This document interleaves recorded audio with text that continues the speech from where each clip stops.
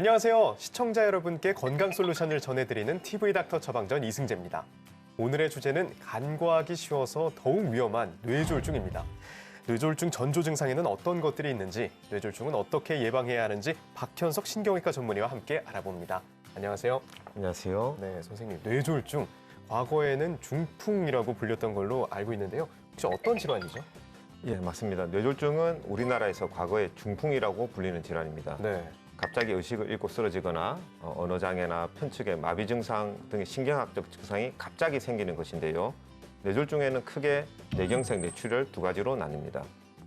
뇌혈관이 막히는 것을 허혈성 뇌졸중 혹은 뇌경색이라 하고요. 뇌혈관이 터지는 것을 출혈성 뇌졸중 혹은 뇌출혈이라고 합니다. 우리나라에서는 두 번째로 흔한 사망 원인이고 가장 흔한 신체 장애의 원인입니다. 그렇군요. 현재 고령화 시대가 되어서 뇌졸중 치매 환자가 계속 늘어날 것으로 생각됩니다. 네, 고령화 사회, 고령 사회가 되면서 앞으로 계속 늘 것이다 이렇게 얘기해 주셨는데요. 뇌졸중이 대체 왜 생기는 거죠? 앞서 짧게 설명을 드렸는데요. 허혈성 뇌졸중의 경우에는 원인이 다양한데 그중에 가장 큰 두 가지 원인을 말씀드리겠습니다. 네. 허혈성은 뇌혈관이 막히는 것을 얘기하는데요. 첫 번째로 동맥경화에 의해서 뇌혈관이 좁아지거나 막혀서 뇌경색이 발생하는 경우가 있고, 네. 두 번째는 부정맥이나 협심증, 심부전 등 심장 질환에 의해서 심장에서 생긴 혈전이 혈관을 타고 이동해서 뇌혈관으로 날아가서 뇌혈관이 막혀서 생기는 뇌경색이 있습니다. 그렇군요. 뇌혈관 자체가 막히거나 심장에서 생긴 혈전이 뇌로 가서 막거나 이렇게 두 가지군요. 그게. 예. 알겠습니다. 그러면 아까 다른 하나, 뇌혈관이 터지는 출혈성 뇌졸중은 예. 어떻습니까? 출혈성 뇌졸중의 경우에는 고혈압이나 아밀로이드 혈관병에 의해 미세혈관이 파열되어서 발생하는 자발성 뇌출혈과 뇌동맥류 파열에서 생기는 뇌주저막하 출혈, 이 두 가지 뇌출혈이 가장 흔합니다. 네. 전체적으로 보면 뇌졸중은 모든 연령대에서 여자보다는 남자가 발생률이 더 높습니다. 흡연이나 음주 같은 생활 습관이 뇌졸중하고 밀접한 관련이 있기 때문인데요. 하지만 뇌동맥류 같은 경우에는 여성이 남성에 비해 발병률이 3배 더 높습니다. 아, 그렇군요. 특히 40에서 60대 폐경기에 많이 발생하는 것으로 알려져 있고요. 뇌졸중 자체는 남성에서 더 많이 발생하지만 뇌동맥류는 또 여성에서 많이 발생하는군요. 예, 맞습니다. 알겠습니다. 어떤 정조 증상이 나타나면서 우리 몸이 뇌졸중 위험하다 이렇게 우리한테 신호를 줄까요? 뇌졸중 전조 증상은 여러 가지가 있는데 제가 몇 가지 말씀드리면 첫 번째 한쪽 팔다리가 마비가 온다든지 네. 언어 장애가 발생한다든지 갑자기 한쪽으로 걸어가고 있는데 넘어지려고 하는 증상을 보이거나 갑자기 발생하는 어지럼증이라든지 앞이 캄캄해서 눈이 안 보이거나 사물이 둘로 두 가지로 보이는 현상을 네. 보인다든지 갑자기 망치로 머리 때리듯이 심한 두통이 온다든지 갑자기 의식, 토시 등등 여러 가지 이런 전조 증상이 있습니다. 근데 전조 증상이 꽤나 많습니다. 혹시 예. 조금만 더 쉽게 기억할 수 있는 방법은 없을까요? 그래서 미국에서 만든 그 뇌졸중 대표적인 자가 진단법이라고 네. 패스트라는 게 있습니다. 패스트. 패스트요? 예, FAST인데요. 네. F는 페이스, 즉 얼굴 안면 마비가 있는지 보는 거고요. 네. A는 암, 팔다리에 마비가 있는지 보는 겁니다. S는 스피치, 발음, 즉 이제 언어 장애가 있는지 보는 거고, T는 타임을 얘기합니다. 즉 네. 시간인데 타임 이스 브레인이라고, 뇌졸중은 시간이 중요하기 때문에 이런 증상을 보이면 즉시 병원에 내원하셔야겠습니다. 알겠습니다. 패스트, 기억하기도 훨씬 쉽고요. 예. 또 특징적인 부분을 말씀해 주셨는데 뇌졸중을 빨리 알아채는 방법, 예. 빨리, 패스트 이렇게 좀 기억할 수 있겠네요. 아주 좋은 방법입니다. 네. 예. 그런데 혹시 미국에서 만든 걸 얘기해 주셨는데 예. 한국형은 없을까요? 예. 우리나라 거? 최근 대한뇌졸중학회에서 우리 국민들이 더 쉽게 뇌졸중을 가늠할 수 있는 방법을 만들었는데 바로 이웃, 손, 발, 시선입니다. 이웃, 손, 발, 시선. 시선. 예. 네. 이웃은 이하고 웃어보라는 말인데 이제 안면 마비가 있는지 네. 보는 거고요. 그다음에 손은 팔을 이렇게 내밀었을 때 한쪽 팔이 떨어지는지 마비가 있는지 보는 거고요. 발은 발음을 얘기합니다. 언어 장애가 있는지 보는 거고, 그다음에 시선은 눈이 한쪽으로 치우쳐 있는 것을 확인하는 것입니다. 그래서 이 중에 한 가지 증상이라도 있으면 즉시 병원에 내원하셔서 전문의에게 진단을 받으시기를 권유드립니다. 뇌졸중에 대한 사연이 도착했습니다. 선생님께서 사연 들어주시고요. 그에 맞는 처방 내려주시면 됩니다. 예, 알겠습니다. 네, 예. 사연 들려드릴게요. 예. 안녕하세요. 올해로 38살이 된 남성입니다. 저는 작년 초에 뇌경색을 겪었습니다. 그 당시 이직을 준비하던 중이어서 스트레스를 많이 받았는지 비교적 빨리 뇌경색이 찾아왔는데요. 다행히 직장 동료가 바로 발견해서 골든타임은 지켰습니다. 시술 받고 재활도 열심히 하고 몸에 좋은 것도 챙겨 먹으면서 지금은 집에 돌아와서 쉬고 있는데요. 하지만 불현듯 무서울 때가 있습니다. 재발하면 어떡하지? 올해는 꼭 새로운 직장을 구해야 되는데 하고 스트레스를 받고 있습니다. 뇌졸중 재발률 사람마다 다 다른 거겠죠? 라고 사연을 보내주셨습니다. 뇌경색을 겪으셨었는데 뇌졸중이 재발할까 봐 좀 걱정하시는 것 같아요. 뇌졸중의 재발률이 한 어느 정도 될까요? 예, 뇌졸중 재발률은 대개 1년 이내 한 10% 정도, 10%요? 예. 네. 5년 내 재발률은 20에서 40% 정도로 알려져 있습니다. 상당수의 환자가 뇌졸중이 재발해서 응급실에 다시 오는 경우가 있습니다. 뇌졸중은 후천적 장애의 중요한 원인이기 때문에 개인뿐만 아니라 가족, 사회 경제적으로 부담이 막중한 질환입니다.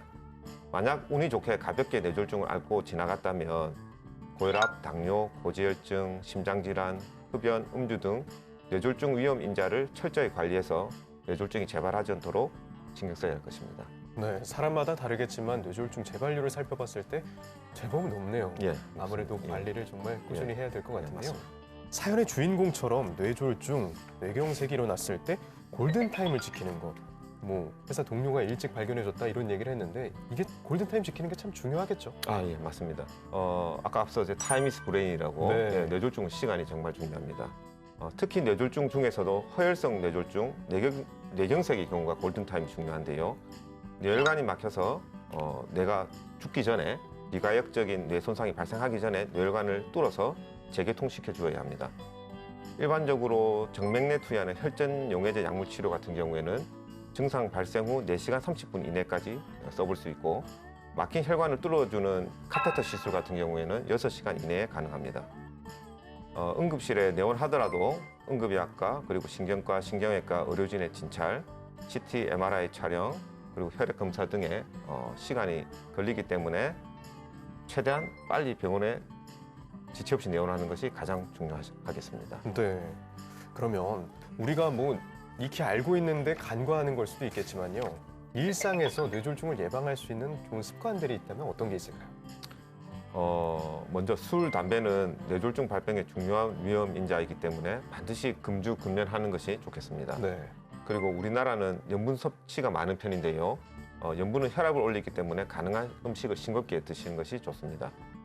그리고 채소, 과일, 야채, 채식 위주로 골고루 먹는 것이 중요하고 그리고 평소 수분 섭취를 충분히 많이 하셔야 합니다. 그리고 30분 이상 운동을 매일 하시는 것이 좋은데 과도한 운동보다는 걷기 운동을 많이 하시는 것을 추천드립니다. 그리고 스트레스 관리가 아주 중요한데요. 긍정적이고 편안한 마음으로 생활하는 것이 좋겠습니다. 혈압, 당뇨, 고지혈증 있으신 분들은 약을 꼭 챙겨 드시고 주치하고 상의하셔가지고 잘 관리하시는 것이 중요하겠습니다. 이번 코너는 OX 퀴즈로 긴가민가 알쏭달쏭한 건강 속설을 올바르게 알아보는 시간입니다. 선생님 문제 내주시죠. 예, 첫 번째 문제입니다. 저혈압의 경우 비교적 뇌졸중을 안심해도 좋다. 혈압이 낮으면 뇌혈관의 혈압도 좀 낮을 것 같아서 저는 맞는 것 같아요. 답 O 해보겠습니다. 네, 정답은 O입니다. 그럼 조금은 마음을 놔도 될까요? 저혈압이면? 예, 맞습니다. 네. 고혈압 같은 경우에는 뇌졸중의 아주 중요한 위험 인자입니다. 하지만 저혈압의 경우는 이제 뇌졸중의 직접적 위험 인자는 아닙니다. 네. 다만 기립성 저혈압이 치매나 허혈성 뇌졸중을 높인다는 일부 연구가 있긴 합니다만은 이는 저혈압이 직접적인 영향을 미쳤다기보다 다른 위험 요인과 동반되어 나타난 결과라고 해석할 수 있겠습니다. 저혈압이 뇌졸중에 직접적인 영향을 미치지 않는다. 이렇게 예. 생각하면 되겠네요. 예, 맞습니다. 예. 알겠습니다. 선생님 다음 문제 주시죠. 예. 두 번째 문제는 혈압약은 한 번 먹으면 평생 먹어야 한다. 이거는 혈압약을 드시는 분들이 이런 신세한탄을 많이 하셨어요. 아유, 어렸을 때 몸 관리 잘해라. 안 그러면 나처럼 평생 혈압약 달고 살아야 된다. 이러시거든요. 그래서 평생 먹어야 된다. 답 O 하겠습니다. 정답은 X입니다. X예요? 그러면 중간에 끊을 수도 있겠네요. 예, 끊을 수 있습니다. 예.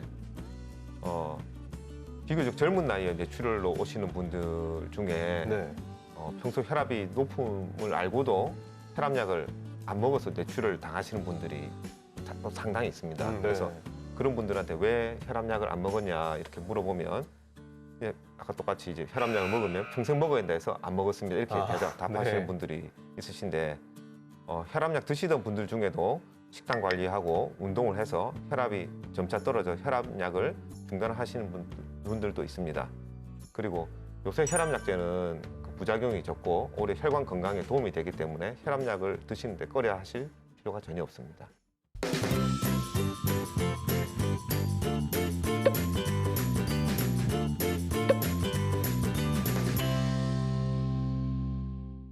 TV 닥터 처방전 이제 마칠 시간이 됐습니다.